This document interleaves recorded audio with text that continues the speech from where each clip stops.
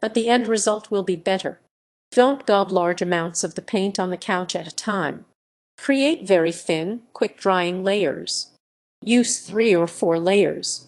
It will take a number of layers to get your couch covered with paint, so be patient. Start with 3 layers, but you may need as many as 6 layers to get the couch covered, along with a bit of touch-up. Let the sofa dry completely between coats. The paint should be dry to the touch and not have any shiny spots. Alternate directions. As you paint the couch, alternate the way you are painting. That is, on one coat, make your strokes go in one direction. On the next coat, make your strokes go perpendicular to the first layer.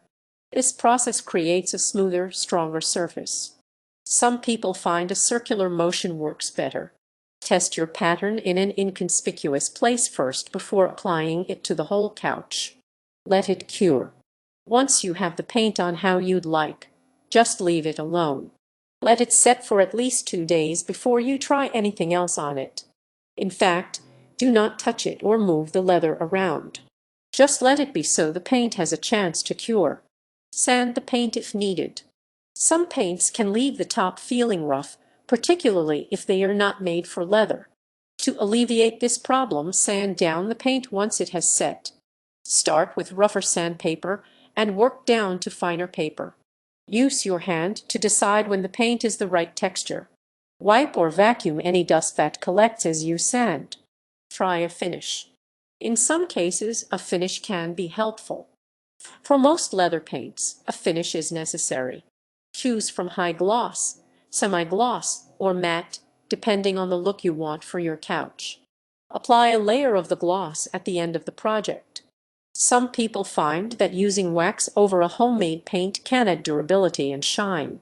However, it's not absolutely necessary. Using spray paint, prepare the couch. Once again, take the cushions off the couch. Also, tape off any areas you don't want to get spray paint on using painter's tape. Tape those areas off thoroughly as spray paint has a tendency to drift. Glue together any major cracks or use a patch. Sand the area down before painting. Apply the paint. Create thin layers of spray paint on the paintable areas. Thin layers are very important when it comes to leather. Hold the spray paint well above the area, moving it around slowly to create an even, light layer. Start in an inconspicuous area to test what it looks like. Let it dry between coats. Spray paint can become tacky and peel if you don't let it dry between layers. Make sure the painted area is completely dry before you add the next layer. You may need as many as 20 layers when painting a couch with spray paint. Wipe it off. Once the couch has an appearance you like, stop adding layers. Let it dry completely. Leave it to cure for about at least 2 days, so you know it's completely dry and cured.